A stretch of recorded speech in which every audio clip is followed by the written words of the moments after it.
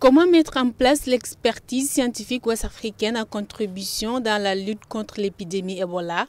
C'est l'objectif de 2 jours de travaux pour vite stopper ce fléau qui continue de faire des ravages dans la sous-région.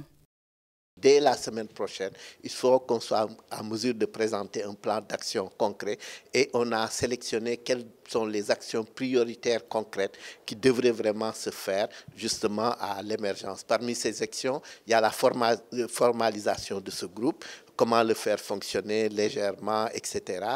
Il y a la possibilité éventuellement de voir comment faire le mapping, par exemple, des différents centres, comment les renforcer, etc. Et puis des actions à plus ou moins moyen terme. En urgence, nous allons regarder dans les différents pays que nous sommes accordés pour voir comment on peut faire pour que les populations soient protégées un tout petit peu, ou c'est simplement peut-être nous asseoir avec elles et parler avec elles à cœur ouvert de l'enjeu qui se pose maintenant. Sur la gestion d'Ebola, la voix du continent a tardé à se faire entendre. Au-delà du virus à fièvre hémorragique, ce groupe composé principalement de médecins virologues entend ainsi prévenir l'apparition d'éventuelles épidémies en Afrique.